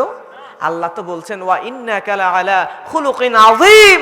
ওই নবীর চরিত্রের সার্টিফিকেট স্বয়ং আল্লাহ সুবহানাহু ওয়া তাআলা দিয়ে দিয়েছেন, যার আগেও কোনো গুনাহ নাই, পরেও কোনো গুনাহ নাই। এই নবীজি যখন সালাতে দাঁড়াতেন, এই নবী যখন নামাজে দাঁড়াতেন, নামাজে দাঁড়ানোর পরে একজন সাহাবী আব্দুল্লাহ শেখের রাদিয়াল্লাহু তাআলা আনহু তিনি বলছেন, আর এক জায়গায় হযরত জাবের রাদিয়াল্লাহু তাআলা আনহু তিনি বলছেন, এই নবীজি যখন নামাজে দাঁড়িয়ে যান, তখন নবীজির নামাজ পড়তে পড়তে নবীজির পা গুলো ফুলে যায়। জোরে বলেন আল্লাহু আকবার। নবীজি নামাজ যখন পড়েন, নামাজের সময় তরকারির মধ্যে আপনি যখন পাতিলের মধ্যে তরকারি জাল দেন, তখন যেমন ফড় ফড় ফড় ফড় আওয়াজ বের হয়, ঠিক আমার নবীজি যখন নামাজে দাঁড়িয়ে যান, তখন নামাজের মধ্যে নবীজি ওই তরকারির হাঁড়ির নাই ফড় ফড় ফড় ফড় করে আওয়াজ করে আল্লাহর কাছে কাঁদেন। জোরে বলেন আল্লাহু আকবার। প্রিয় ভাইরা, আপনি একটু বুঝেন, যেই নবীর আগে কোনো গুনাহ নাই, যেই নবীর পরে কোনো গুনাহ নাই, সেই নবীও নামাজের মধ্যে আল্লাহর কাছে কাঁদেন, নামাজের মধ্যে আল্লাহর কাছে এত বেশি ইস্তেগফার করেন, নামাজের বাহিরে এত বেশি আল্লাহর কাছে ইস্তেগফার করেন। নবীর তো গুনাহই নাই, তারপরেও যদি ইস্তেগফার করেন, তাহলে আমাদের বেশি বেশি ইস্তেগফার করার, আল্লাহর কাছে তওবা করার দরকার। জোরে বলেন আছে না নাই? আল্লাহর নবী আর একটা হাদিসের মধ্যে বলছেন, ইন্না মিন আফদালি আইয়ামিকুম ইয়াউমুল জুমআহ। আল্লাহর নবী বলছেন, তোমাদেরকে আল্লাহ সুবহানাহু ওয়া তাআলা যতগুলো দিন দিয়েছেন, এই দিনগুলোর মধ্যে সর্বশ্রেষ্ঠ দিন হলো জুমার দিন। কোন দিন? তাহলে জুমার দিন ছুটির দিন, তো এই দিন ইবাদতের জন্য নাকি ঘুমানোর জন্য? এজন্য মসজিদে যাও জুমার দিনে ঘুমায়, আছে না নাই? মানে আমরা মনে করি শুক্রবার ছুটির দিন, ঘুমানোর জন্য মনে হয় সিস্টেম। আসলে জানি না এই জুমাবার এই ছুটির দিনের ব্যবস্থা করা হয়েছে যাতে আমরা একটু বেশি বেশি ইবাদত বান্দেগী করতে পারি। কথা বলেন ঠিক কিনা? আগে কিন্তু বাংলাদেশের ছুটির দিন ছিল রবিবার, মুরব্বীরা সাক্ষী দেবেন, ঠিক না ব্যাঠিক?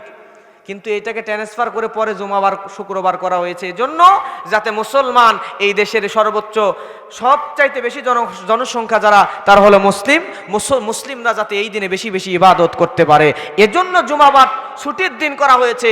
আর সেই দিনে আমরা মুসলমানরা মসজিদে আইসাও ঘুমাই। কথা বলেন ঠিক কিনা?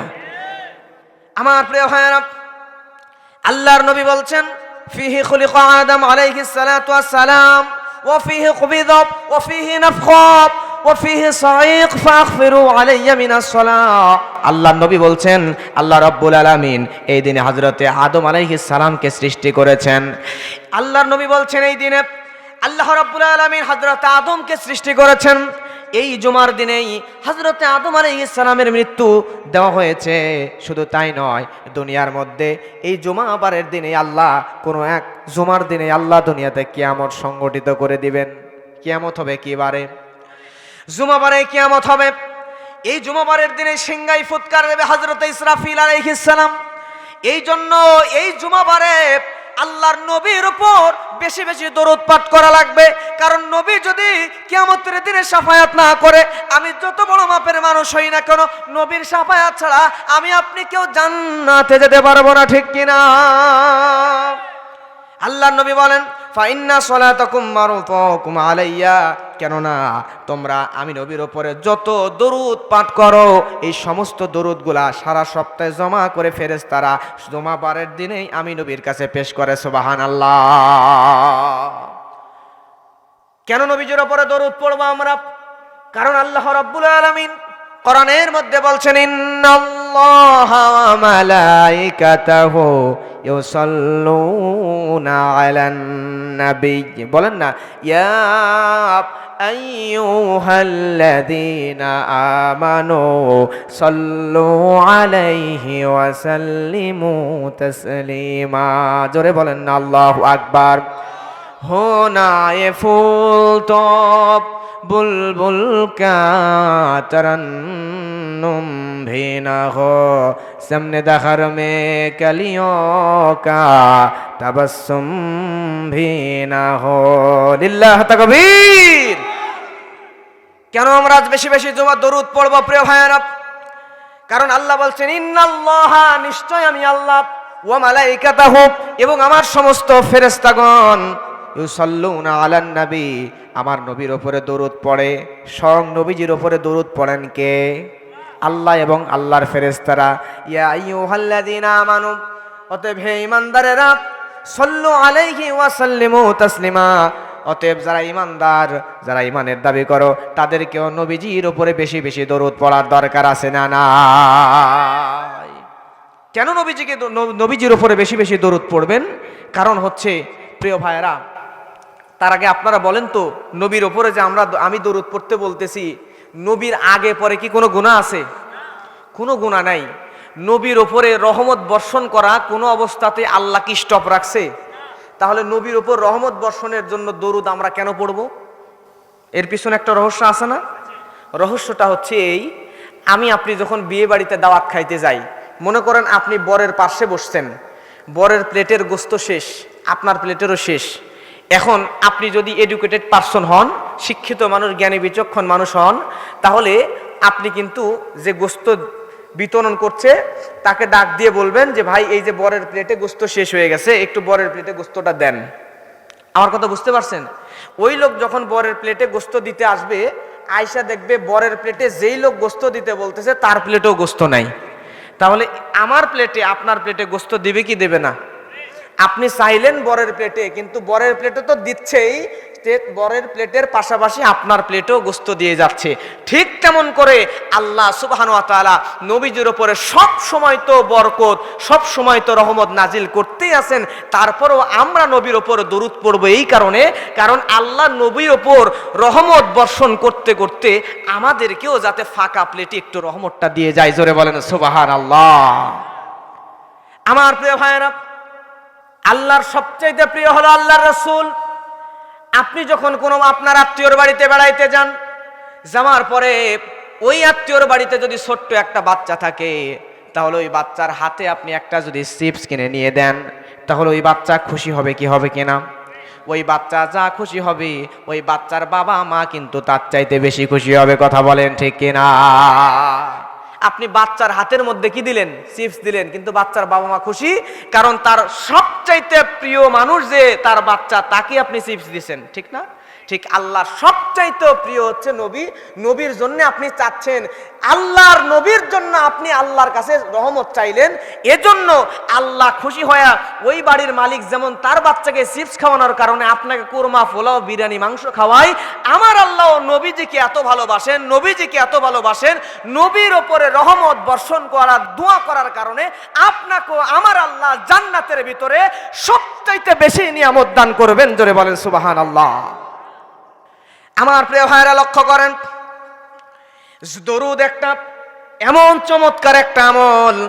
আল্লাহ রাব্বুল আলামিনের নবীর আরেকটা হাদিস, আল আদাবুল মুফরাদ, এই গ্রন্থের মধ্যে এসেছে, জগৎ বিখ্যাত একজন আলেম, তার নাম হচ্ছে ইমাম বুখারী। নাম কি? তিনি পৃথিবীতে যতগুলো হাদিসের কিতাব আছে, এই কিতাবগুলোর মধ্যে সবচাইতে বিশুদ্ধ, গ্রহণযোগ্য, সবচাইতে উচ্চ মানের একটা কিতাব লিখেছেন। এই কিতাবের নাম হচ্ছে আল জামিউল মুসনাদুস সহিহুল মুখতাসারু বিল উমুরি রাসূলিল্লাহি সাল্লাল্লাহু আলাইহি ওয়াসাল্লাম ওয়া আইয়ামিহি ওয়া সুনানিহি ওয়া আইয়ামিহি। এই কিতাবটা লিখেছেন, এই কিতাবের সংক্ষিপ্ত নাম আমরা জানি বুখারী শরীফ। নাম কি? বুখারী শরীফ। বুখারী কিন্তু শুধু নাম না, এটা সংক্ষিপ্ত নাম। পুরা নাম হচ্ছে আল জামিউল মুসনাদুস সহিহুল মুখতাসারু মিন উমুরি রাসূলিল্লাহি সাল্লাল্লাহু আলাইহি ওয়াসাল্লাম ওয়া সুনানিহি ওয়া আইয়ামিহি। এইটা সম্পূর্ণ নাম। এই গ্রন্থের লেখক হচ্ছেন ইমাম বুখারী রাহিমাহুল্লাহ। এই ইমাম বুখারী এই বুখারীর পরেই আরেকটা কিতাব লিখেছেন সহিহুল বুখারীর পরেই, যেইটা জগৎ বিখ্যাত কিতাবগুলোর মধ্যে একটা।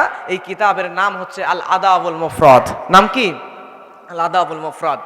এই কিতাবটা আমি পড়তেছি আলহামদুলিল্লাহ। এই কিতাবের মধ্যে থেকে একটা হাদিস বের করলাম। আল্লাহ রাসূল সাল্লাল্লাহু আলাইহি ওয়াসাল্লাম বলছেন, আল আদাবুল মুফরাদের 446 নম্বর হাদিস।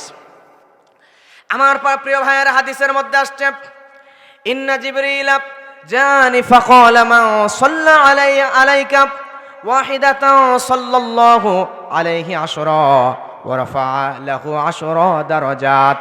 আল্লাহু আকবার বলেন। হযরতে জিবরাইল আমিন, নবী বলছেন, জিবরাইল আমিন আমার কাছে একদিন আসলেন। আসার পরে বললেন, ইয়া রাসূলুল্লাহ সাল্লাল্লাহু আলাইহি ওয়াসাল্লাম। জিবরাইল আমিন বলছেন, ইয়া রাসূলুল্লাহ সাল্লাল্লাহু আলাইহি ওয়াসাল্লাম, আল্লাহ রাব্বুল আলামিন ওই সমস্ত বান্দার উপরে, যে বান্দা আপনি নবীর উপরে একবার দরুদ পড়বে, ওই বান্দার উপরে আমার আল্লাহ রাব্বুল আলামিন 10 বার রহমত নাজিল করবেন। শুধু তাই নয়, যদি কোনো বান্দা একবার নবীজির উপরে দরুদ পড়ে, তাহলে 10 বার তো রহমত বর্ষণ করবেনই, বরং এই 10 বারের উপরে আল্লাহ রাব্বুল আলামিন ওই বান্দার মর্যাদার স্তর 10টা বাড়িয়ে দেবেন। সুবহানাল্লাহ। প্রিয় ভাইরা, আর আল্লাহর রহমত ছাড়া কি আমরা কেউ বাঁচতে পারবো? আল্লাহর রহমত ছাড়া বাঁচতে পারবো না। একটা মাছ পানি ছাড়া যেমন বাঁচতে পারে না, আমরা মানুষরাও মাছ যেমন পানি ছাড়া 1 ঘন্টা 2 ঘন্টা বাঁচতে পারি না, আমরা মানুষরা আল্লাহর রহমত ছাড়া 1 সেকেন্ড বাঁচতে পারবো না। কথা বলেন ঠিক কিনা? আমার প্রিয় ভাইরা লক্ষ্য করেন, মুসনাদ আহমদের আরেকটা হাদিস, মান সাল্লা আলাইয়া ওয়াহিদাতান সাল্লাল্লাহু আলাইহি আশরা ওয়া হাত্তা আনহু আশরা খাতিয়াত। আল্লাহর নবী বলেন, আমার উপরে যদি কোনো বান্দা একবার দরুদ পড়ে, তাহলে 10টা রহমত এবং ওই বান্দার জীবন থেকে আল্লাহ রাব্বুল আলামিন 10টা বালা মুসিবত কাটিয়ে দেন। সুবহানাল্লাহ। একবার বলেন না সাল্লাল্লাহু আলাইহি ওয়াসাল্লাম। সাল্লাল্লাহু আলাইহি ওয়াসাল্লাম একবার পড়বেন, আল্লাহ 10টা রহমত দেবেন, এবং আগামীতে আপনার উপর যে বিপদ বালা মুসিবত আসবে, এই বিপদ বালা মুসিবতের মধ্য থেকে 10টা বিপদ বালা মুসিবত আল্লাহ আপনার জীবন থেকে কাটিয়ে দিবেন। জোরে বলেন সুবহানাল্লাহ। আমার প্রিয় ভাইয়েরা লক্ষ্য করেন, এজন্য যখনই সময় পাবেন তখনই নামাজের দরুদ পড়বেন, যখনই সময় পাবেন তখনই শুধুমাত্র সাল্লাল্লাহু আলাইহি ওয়াসাল্লাম এতটুকু বলতে পারলে বলবেন। প্রিয় ভাইরা আমার, তাহলে রাসূলের উপরে যতবার দরুদ শুনবেন, যেখানেই রাসূলের নাম শুনবেন, সেখানেই সাল্লাল্লাহু আলাইহি ওয়াসাল্লাম পড়বেন ইনশাআল্লাহ। এখন আপনি সাল্লাল্লাহু আলাইহি ওয়াসাল্লাম পড়তেছেন, আপনি রাসূলের উপরে দরুদ পড়তেছেন, তারপর আপনার বিপদ কাটতেছে না, আছে না? না এরকম আপনি দরুদ পড়ছেন বেশি বেশি, কিন্তু আপনার জীবন থেকে বিপদ কাটতেছে না, আপনার মেয়ের বিয়ে হচ্ছে না, আপনার ছেলে অ্যাক্সিডেন্ট করেছে, আপনার চাকরি হচ্ছে না, আপনার সন্তান হচ্ছে না, বিপদের পর বিপদ, ডিপ্রেশনের পরে ডিপ্রেশন, হতাশা বালা মুসিবত কিছুই কাটে না। আপনি চিন্তিত হয়ে গেছেন, আরে বিপদ কেন কাটতেছে না, কেন আমাদের বিপদ কাটতেছে না, এটা নিয়ে আপনি চিন্তিত হয়ে আছেন। কিন্তু প্রিয় ভাইয়েরা আমার, হাদিসে কুদসির মধ্যে আল্লাহর নবী কি বলেছেন দেখেন। হাদিসে কুদসি দিয়ে নবী জানাচ্ছেন, আল্লাহ রাব্বুল আলামিন বলেন, আনা ইনদা জন্নি আবদি বি। আল্লাহ জানিয়ে দিচ্ছেন বান্দারে। হাদিসে কুদসি কে বলেছেন? আল্লাহ জানাচ্ছেন যে বান্দার আমি আল্লাহর প্রতি ধারণা যেমন, বান্দার কি, বান্দার আমি আল্লাহর প্রতি ধারণা যেমন, বান্দার প্রতি আমি আল্লাহ তেমনই আচরণ করব। আপনি যদি চিন্তা করেন যে আমার বিপদ আল্লাহ কেন কাটাচ্ছে না, আমার মনে হয় বিপদ আর কাটবে না, আপনি যদি এই ধারণা করেন, এই হাদিস অনুযায়ী আল্লাহ আপনার বিপদ কাটাবেন না। আপনি যদি এই বিশ্বাস রাখেন আমার সন্তান হবেই, আমার চাকরি হবেই, আমার বিপদ কাটবেই, আমার মেয়ের বিয়ে হবেই, আমাকে আল্লাহ ধনী বানাবেই। আপনি যা চাইবেন আল্লাহর প্রতি দৃঢ় বিশ্বাস রেখে তাহাজ্জুদের সালাত পড়ে আল্লাহর কাছে জায়নামাজের মাসাল্লায় দাঁড়িয়ে বসে সেজদায় গিয়ে আল্লাহর কাছে যা চাইবেন, আমার আল্লাহ এমন আল্লাহ, আল্লাহর কাছে যা চাইবেন আমার আল্লাহ যত চাইবেন আল্লাহ আপনার প্রতি ততই খুশি হবেন। জোরে বলেন সুবহানাল্লাহ। যত চাইবেন আল্লাহ তত খুশি হবেন। দুনিয়ার মানুষের কাছে একবার একটা জিনিস চাইবেন, দ্বিতীয়বার চাইবেন, তৃতীয়বার চাইবেন, 2-3বার চাইবেন, তাহলে নারাজ হয়ে যাবে। ঠিক না? ঠিক না? কিন্তু আল্লাহ, আমার আল্লাহ এমন আল্লাহ, যত চাইবেন আল্লাহ তত খুশি হয়ে যান। জোরে বলেন সুবহানাল্লাহ। ধারণা যেমন আল্লাহ আপনার সাথে তেমন আচরণই করবেন। সুবহানাল্লাহ বলবেন না? এজন্য আল্লাহর প্রতি এমন আচরণ করবেন যাতে আল্লাহ সুবহানাহু ওয়া তাআলা আপনাকে বিপদ থেকে মুক্ত করে দেন। বনি ইসরাইলের হযরত মুসা আলাইহিস সালাম, নাম শুনছেন তো নবীর? তিনি আল্লাহর প্রতি ধারণা ছিল, বিশ্বাস ছিল আল্লাহ আমাকে হেফাজত করবেই। সামনে লোহিত সাগর আর পিছনে ফেরাউনের বিশাল দল। এই ফেরাউনের দল আর সামনে লোহিত সাগর, দুই জায়গার মাঝখানে হযরতে মুসা আর বনি ইসরাইল গোত্র আল্লাহর প্রতি অবিচল আস্থা বিশ্বাস নিয়ে আল্লাহর কাছে সাহায্য চেয়েছে। আল্লাহ বলে, মুসা তোমার হাতের লাঠিটা নিয়ে তুমি সমুদ্রের মধ্যে আঘাত করো, বাকি রাস্তা বানায় দেওয়ার দায়িত্ব আমি আল্লাহ। মুসা নবী একবারই দিয়েছে, একটা দুইটা নয়, সমুদ্রের বুক চিরে আল্লাহ 12টা রাস্তা বানিয়ে দিয়েছে। জোরে বলেন সুবহানাল্লাহ। কয়টা রাস্তা? সমুদ্রের মধ্যে 12টা ব্রিজ। বাংলাদেশের একটা পদ্মা সেতু বানাইতে গিয়েই তো দেশ প্রায় দেউলিয়া। ঠিক না? আর আল্লাহ 12টা রাস্তা বানিয়ে দিয়েছে। আল্লাহর উপরে যদি বিশ্বাস থাকে, আস্থা থাকে, তাহলে আমার আল্লাহ সমস্ত বিপদ থেকে আপনাকে উদ্ধার করতে পারেন কি পারেন না? তিরমিজি শরীফের হাদিস, ওমর ইবনুল খাত্তাব রাদিয়াল্লাহু তাআলা আনহু তিনি বর্ণনা করছেন, ক্বালা ইন্নাদ দুআ মাওকুফুন বাইনাস সামাই ওয়াল আরদ। আমরা যখন কোনো দোয়া করি তখন এটা আসমান এবং জমিনের মাঝে ঝুলন্ত অবস্থায় থাকে। কি অবস্থায়? একটা দোয়া করছেন যে আল্লাহ আমাকে এটা দেন, তখন এই দোয়াটা উঠতে উঠতে উঠতে উঠতে আসমান এবং জমিনের মাঝখানে ঝুলন্ত অবস্থায় থাকে। কি হয়? ঝুলে। এমতো অবস্থায় তিনি বলছেন, লা ইয়াদু মিনহু শাইউন হাত্তা তুসাল্লি আলা নাবিয়্যিকা সাল্লাল্লাহু আলাইহি ওয়াসাল্লাম। আল্লাহু আকবার। তিনি বলছেন, ওই অবস্থায় যে বান্দা বেশি বেশি দরুদ পাঠ করে, ওই দরুদগুলা আপনার দুয়ার নিচে যাইয়া দুয়ারটাকে ধাক্কায়া ধাক্কায়া ধাক্কায়া ধাক্কায়া আপনার দুয়ারকে আল্লাহর আরশে আজিম পর্যন্ত পৌঁছায়া দেয়। প্রথমে দোয়া করবেন, দোয়ার আগে এবং পরে কি করবেন?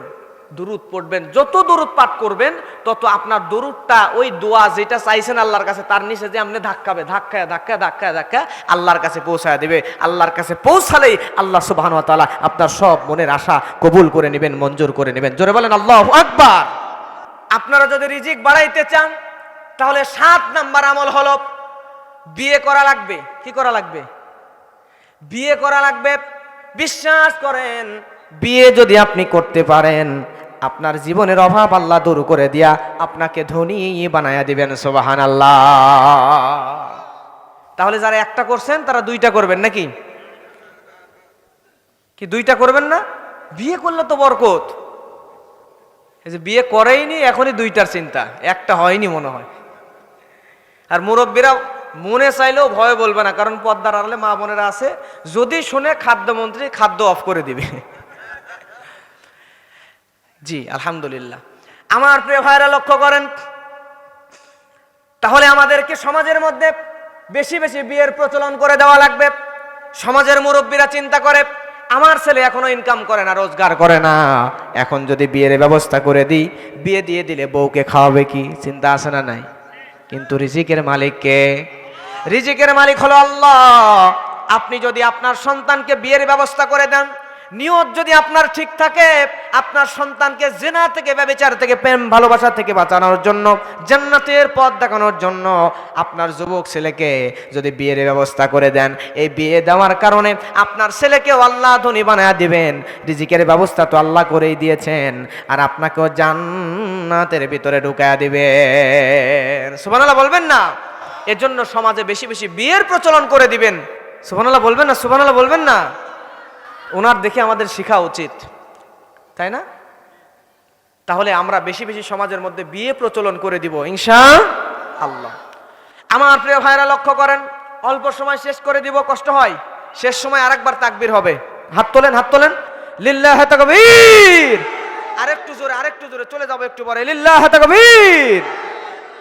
আমার ভাইয়েরা, আপনি যদি এই আমলগুলো করতে পারেন, আল্লাহর উপর অবিচল আস্থা বিশ্বাস যদি আপনি রাখতে পারেন, তাহলে আল্লাহ কোন জায়গা থেকে আপনাকে রিজিকের ব্যবস্থা করে দিবেন এটা আপনি কল্পনায়ও আনতে পারবেন না। প্রিয় ভাইয়েরা আমার, বদরের যুদ্ধের ময়দানে যখন আবু জেহেল সব বড় বড় কাফিরদেরকে হত্যা করা হলো, হত্যা করার পরে এই আবু জেহেল হত্যা করার পরে কাফেরেরা মুসলমানদের থেকে প্রতিশোধ নেওয়ার জন্য মুসলমানদেরকে গ্রেফতার করবে। মুসলমানদের মধ্যে থেকে হযরত খুবাইব রাদিয়াল্লাহু তাআলা আনহুকে কাফেরেরা গ্রেফতার করে ফেললো। গ্রেফতার করে ফেলার পরে খুবাইবকে বন্দী করে ফেললো। বন্দী করার পরে খুবাইবকে বলে, রে খুবাইব, তুমি যদি আমাদের এই জায়গা থেকে মুক্ত হতে চাও তাহলে মুহাম্মদ সাল্লাল্লাহু আলাইহি ওয়াসাল্লাম আল্লাহর নবীকে তোমার গালি দেওয়া লাগবে। জোরে বলেন নাউজুবিল্লাহ। রে খুবাইব, তুমি যদি আল্লাহর নবীকে একবার যদি কটু কথা বলতে পারো তাহলে তুমি খুবাইবকে আমরা মুক্ত করে দিব। খুবাইব বলে, রে কাফেরা, আমি খুবাইব ইসলাম কবুল করেছি, দিন কবুল করেছি, আমি খুবাইবের যদি জীবন চলে যায় জীবন দিয়ে দিব, কিন্তু আল্লাহর নবীকে গালি দিব না। বাতিল সে দাবনে ওয়ালে, बातिल से दबने वाले आसमान ही हम सो, बातिल से दबने वाले आसमान ही हम सोबर कर चुका है तो इम्तिहान हमारा। लिल्लाह तकबीर। बातिलेर काছে মুসলমানরা হড়কে যাবার মতো নয়। আকাশ চেয়ে চেয়ে দেখেছে, বারবার এই মুসলমানরা যুবকরা টাটকা প্রাণ দিয়ে দিয়েছে, কিন্তু বাতিলের কাছে মাথা নত করে নাই। হযরত খুবাইবকে ধরে নিয়ে যাওয়া হলো, ঘরের মধ্যে বন্দী করা হলো। খুবাইবের খাবার বন্ধ করে দেওয়া হলো, পানিও বন্ধ করে দেওয়া হলো।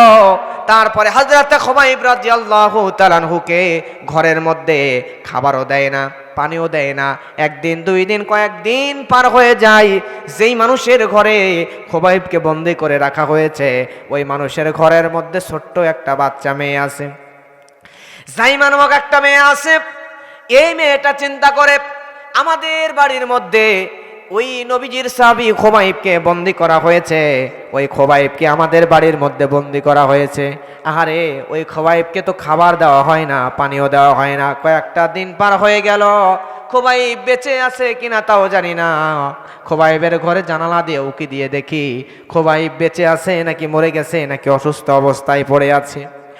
এই মেয়েটি যখন জানালা দিয়া উকি দিয়ে দেখতেছে, সামনের দিকে ঘরের ভিতরে খুবাইব নামক যুবকটা বসে আছে, আর তার সামনে ঝুড়ি ভর্তি ভর্তি ঝোপায় ঝোপায় বড় বড় টসটসে আঙ্গুর, মুখের মধ্যে ঠাসি দিলে রস দিয়ে মুখ ভর্তি হয়ে যাবে এত বড় বড় আনসিজনিয়াল ফলগুলো তার সামনে রাখা। পরবর্তীতে খুবাইবকে জিজ্ঞেস করা হলো, রে খুবাইব, তোমার তো খাবার বন্ধ করে দেওয়া হয়েছিল, পানিও বন্ধ করে দেওয়া হয়েছিল, কিন্তু তুমি খাবার বন্ধ হওয়ার পরেও, পানিও বন্ধ হওয়ার পরেও তুমি কোত্থেকে খাবারগুলো পেলে? খুবাইব বলে, রে কাফেরেরা শুনে নাও, আমি হলাম মুসলমান, আর আমার আল্লাহ, আমার রব আল্লাহ এমন আল্লাহ, ওই আল্লাহ রব্বুল আলামিন, আমি তাকে ভালোবাসি, আল্লাহ আমাকে ভালোবাসেন। আর নবীজিকে মহব্বত করার কারণে, নবীজি সাল্লাল্লাহু আলাইহি ওয়াসাল্লামের অনুসরণ করার কারণে আমার আল্লাহ রব্বুল আলামিন আমি খুবাইবকে ক্ষুধার্ত অবস্থায় রাখে নাই, আমি খুবাইবের জন্য জান্নাত থেকে খাবারের ব্যবস্থা করে দিয়েছে।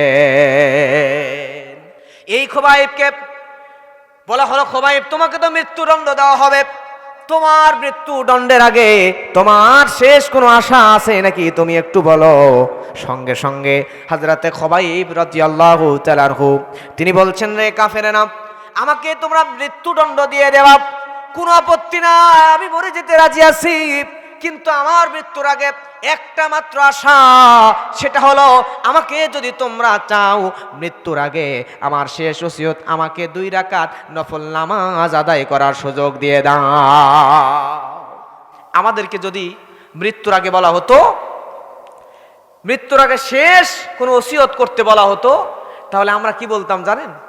আমরা বলতাম আমার স্ত্রীর সাথে দেখা করতে দাও, মায়ের সাথে দেখা করতে দাও, অথবা সেই রকম সাইজের মানুষ হলে বলতো যে আমাকে ওই যে ঢাকার কাচ্চি বিরিয়ানি, এরপরে তন্দুর রুটি, যত দামি দামি খাবার আছে এই সব দামি দামি খাবার আমার এনে দাও, শেষবারের মতো একদম গলা পর্যন্ত খেয়ে তারপরে আমার মৃত্যুদণ্ড দাও। ঠিক না? দুনিয়াবি চাহিদা আমাদের আসতো। কিন্তু রাসূল সাল্লাল্লাহু আলাইহি ওয়াসাল্লাম আহারে কেমন সোনার মানুষ তিনি তৈরি করে দিয়েছেন, যেই সোনার মানুষগুলো মৃত্যুর আগে দুনিয়াবি কোনো চাহিদা নাই, মৃত্যুর আগেই তিনি আল্লাহর কাছে আল্লাহর সাথে কথোপকথন করার জন্য ওই কাফেরদের সামনেও বলল, মৃত্যুর আগে তোমরা আমাকে 2 রাকাত নামাজ আদায় করার সুযোগ করে দাও। জোরে বলেন সুবহানাল্লাহ। হযরত খুবাইব রাদিয়াল্লাহু তাআলা আনহু, তাকে ধরে নিয়ে যাওয়া হলো, তিনি নামাজ আদায় করলেন। ওইভাবেই করার পরে তার নামাজ এত সুন্দর খুশু খুজুর সাথে নামাজ আদায় করেছিলেন, তার নামাজ দেখেই সাইদ ইবনে আমির আল জুমাহি, যিনি পরে ইসলাম কবুল করে সাহাবী হয়ে গিয়েছিলেন, এই লোকটা হযরত খুবাইবের নামাজ আদায়ের দৃশ্য দেখেই কালেমা পড়ে মুসলমান হয়ে গেছে। সুবহানাল্লাহ। এরপরে হযরত খুবাইব রাদিয়াল্লাহু তাআলা আনহুকে শহীদ করে দেওয়া হলো, শুলে চড়ানো হলো, হত্যা করা হলো। তিনি শহীদ হয়ে গেলেন, কিন্তু তার শহীদের আগেই কিন্তু তার নামাজের দৃশ্য দেখেও একজনকে মুসলমান করায় গেলেন। সুবহানাল্লাহ বলবেন না? প্রিয় ভাইরা, ওনাকে জান্নাত তো নসিব করবেনই, করুন, সাথে ওনার সাথে আমাদেরকেও জান্নাতি মেহমান হিসেবে আল্লাহ সুবহানাহু ওয়া তাআলা কবুল করুন। সকলে বলেন আমিন। রব্বানা যালামনা আনফুসানা ওয়া ইল্লাম তাগফির লানা ওয়া তারহামনা লানাকুনান্না মিনাল খাসিরিন। সবাই আমার সাথে বলেন, রব্বানা ظلمنا أنفسنا وإن لم تغفر لنا وترحمنا لنكونن من الخاسرين। ও বিকা বিশাল আসমান আর বিস্তীর্ণ জমিনের মালিক আল্লাহ, যে দেখো আমরা গুনাহগার বান্দা, তোমার শাহী দরবারে ফকিরের মতো, কাঙ্গালের মতো করে দুখানা হাত উত্তোলন করেছি। ওগো রব্বুল আলামিন, আমাদের জিন্দেগিতে যত গুনাহ আছে, আমাদের জীবনের সকলের সমস্ত গুনাহ খাতাগুলোকে তুমি মাফ করে দাও। তাম পৃথিবীর মাটির নিচে যত মুমিন মুমিনাত শুয়ে আছে আল্লাহ, প্রত্যেকের কবরকে জান্নাতুল ফেরদাউসের বাগান বানিয়ে দাও। ও রব্বুল আলামিন, এই মুহূর্তে মনে পড়ে গেল দরদের আব্বা জানের কথা। আল্লাহ, কেউ আর ফোন করে জিজ্ঞেস করে না, বাবারে তুমি কোথায় আছো? রব্বুল আলামিন, ওই দরদের আব্বা জান দুনিয়া থেকে চলে গেছে। আমার মতো কতজন এতিম তোমার কাছে হাত তুলেছে আল্লাহ। রব্বুল আলামিন, দুনিয়াতে আর কেউ নাম ধরে ডাকার সাহস পায় না। নাম ধরে ডাকলে ওই বাবা যখন আমার আপনার নাম ধরে ডাকতো, কতই না মধু লাগতো, কতই না মধুর লাগতো। দুনিয়াতে নাম ধরে ডাকার মতো তেমন আর কেউ নাই। রব্বুল আলামিন, ওই বাবা আমার মতো যারা এতিম, ওই দরদের আব্বার কবরটাকে জান্নাতুল ফেরদাউসের টুকরা বানায় দাও। আমাদের অনেকের জনম দুঃখিনী মা দুনিয়া ছেড়ে বিদায় হয়ে গেছে। ওই মাকে কত কষ্ট দিয়েছি, কত যন্ত্রণা দিয়েছি আল্লাহ। ওই মা আমাদেরকে গর্ভ নেওয়া অবস্থায় গর্ভে যখন নিয়েছিল, ওই মায়ের কলিজায় কতবার লাথি মেরেছি, ওই মাকে কত কষ্ট দিয়েছি। ওই মা দুনিয়ার কারোর কাছে কোনো অভিযোগ দেয় নাই। ওই জনম দুঃখিনা মা হাজারো কষ্ট সহ্য করে আমাদেরকে লালন পালন করেছে, বড় করেছে আল্লাহ। ওই জনম দুঃখিনী মা যাদের দুনিয়াতে নাই, ওই মায়ের কবরটাকে জান্নাতুল ফেরদাউসের টুকরা বানায় না। রব্বুল আলামিন, তুমি আল্লাহ, তুমি ছাড়া তো চাওয়ার আর কেউ নাই। রব্বুল আলামিন, আমাদের সিনার মধ্যে কোরআনের সহিহ হাদিসের ইলমগুলো দান করে দাও আল্লাহ। দুনিয়ার পাগল বানায়ও না আমাদেরকে পরকালমুখী বানায়া দাও, প্রত্যেকের রিজিকের মধ্যে বরকত দিয়ে দাও। রব্বুল আলামিন, আমি গুনাহগার, আজকে কোরআন থেকে তোমার রাসূলের মুখ নিঃসৃত বাণীগুলো থেকে কিছু কথা বলেছে আল্লাহ রিজিকের ওপরে। আল্লাহ আল্লাহ আমার প্রত্যেকটা শ্রোতাকে আমল করার তৌফিক দান করে দাও। আজকের মাহফিলের ওসিলা করে সকলের জিন্দেগির গুনাহগুলোকে মাফ করে দাও। রব্বুল আলামিন, আজকের মাহফিল যারা শোনার জন্য এসেছেন, ডানে বামে সামনে পিছনে যত আলেম বসে আছেন, আম জনতা বসে আছেন, পর্দার আড়ালে যত মা বোনেরা বসে আছেন, রব্বুল আলামিন প্রত্যেকের জীবনের গুনাহগুলোকে মাফ করে দাও।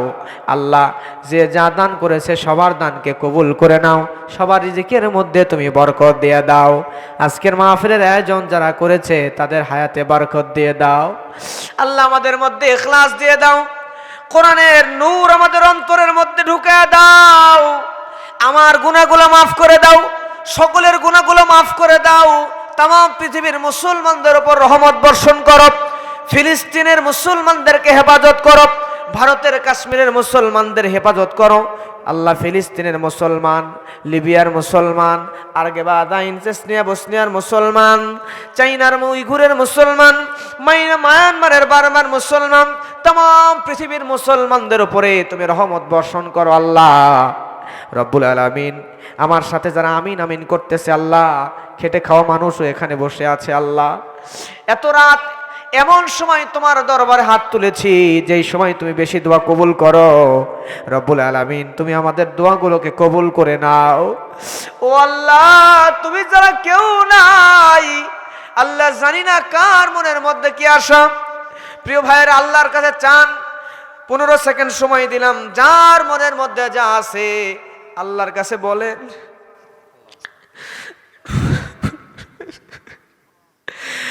রব্বুল আলামিন, তুমি আমাদেরকে জাহান্নামের আগুনে দিও না।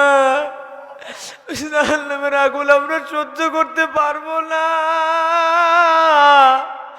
ওই জাহান্নামের আযাব আমরা সহ্য করতে পারবো না।